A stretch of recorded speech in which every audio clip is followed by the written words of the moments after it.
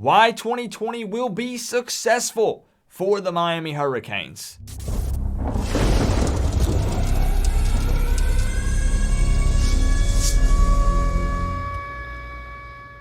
What's going on, Canes fans? Now, before we dive into this video, you already know the drill. Make sure you've clicked the subscribe button down below because I have huge plans for the 2020 season and you're not going to want to miss it. Now, in today's video, I am going to give you 5 reasons why the Miami Hurricanes will be successful in the 2020 season. But before I give you the reasons, we need to make sure that we're all on the same page when it comes to what would be considered a successful season. The end goal is always a national championship, and that's what everyone is fighting for, and that is the end goal for Miami. However, I will consider 2020 successful if the Miami Hurricanes make it to the ACC championship game and we do not get demolished by whatever team is representing the Atlantic. Clemson. I'm not going to throw a specific record out there just yet, but you are more than welcome to do that down in the comment section. Just keep in mind that Miami's regular season record in 2019 was 6-6. The team that represented the Coastal in the ACC championship game, Virginia, their regular season record was 9-3. So kicking off the list at number 1, why Miami will be successful in 2020 is pretty obvious. Quarterback D'Eriq King. Miami has been lacking consistent and competent quarterback play for a long time. There are lots of ways to win football games, but let's take a look at all of the teams that were in the playoffs this last season. There's one common theme with all of them. A next level type quarterback, a leader, a playmaker. Do I truly know how King is going to perform under this Rhett Lashlee offense? Nope, I sure don't.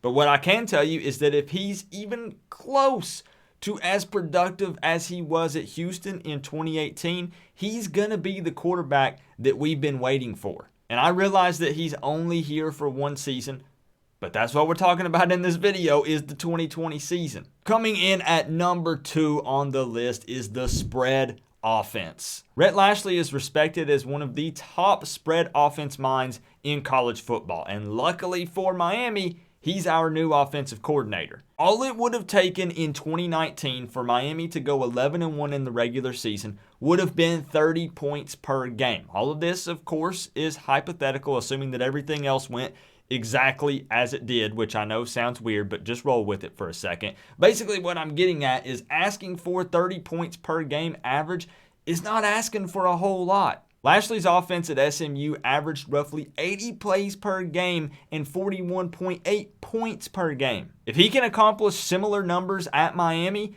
ACC championship game, here we come. We all know that our offensive line is on the smaller side and our wide receivers can be super dangerous if they catch the ball in space. This screams spread offense. We're built for it, and it's going to have an immediate impact in 2020. Coming in at number 3 on the list is the David Feely effect. Let's pump some iron, baby. Although some fans will still gripe about our conditioning during the 2019 season, I still feel like it was a step in the right direction from the season before. The players seem to love the energy and creativity that David Feely brings with his workouts. And if you think about it, this is year number 2. You're really going to start to see the effects of your strength and conditioning program in years 2 and 3. I still firmly believe that David Feely is the right man for the job, and he's going to have these guys in tip-top shape for the 2020 season. Number 4 on the list is Miami's pass rush on defense. Going into the 2020 season, at least on paper, Miami might have the best pass rush in the country. And no, I'm not pulling your leg. The Canes returned Gregory Rousseau, the redshirt freshman who had 15.5 sacks last year, and he didn't even play in every game. Miami also added AAC Defensive Player of the Year Quincy Roche through the transfer portal, and Jalen Phillips will finally be eligible. He was the former number 1 overall player in the 2017 recruiting class, and he's ready to eat. And wrapping up the list at number 5, why the Miami Hurricanes will be successful in 2020 is Manny Diaz. That's right. The same coach that had many fans calling for his head during the 2019 season will be the same reason why those same fans will be trying to jump back on the wagon in 2020. 2019 was Diaz's first year as a head coach, and I'm not going to sit here and make excuses for him.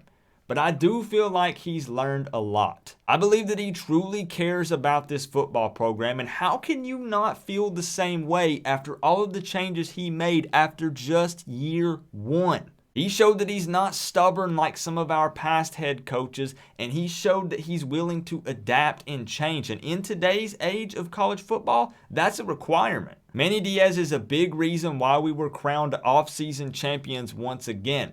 However, in the 2020 season, I believe that this is going to translate to victories on the field. We've had this discussion many times over the last few weeks that I've put some respect on Manny Diaz's name, and you don't have to do the same. I fully understand people say, I need to see the wins first, and I totally get it.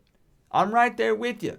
But I am saying that I put some respect on his name for the things he's done during this offseason and being willing to adapt and make changes. I'm not saying I'm forgiving him for his past. It's inexcusable to lose to teams like FIU and Duke. But I respect what he's done in the offseason so far. So don't get it twisted or take it the wrong way. But that's going to be it for this list, Canes fans. Let me know what you think about it down in the comment section below. Do you agree? Do you disagree with my list? What would you add or take away from it? Or just create your own list down below. But also keep in mind that I will be doing another video this week titled Why 2020 Will Be Unsuccessful for the Miami Hurricanes. And yes, you heard that right. I said unsuccessful. I'm going to play devil's advocate, and I'm going to kind of step away, take a step back, and look at what might not go our way in the 2020 season. It's not about being negative.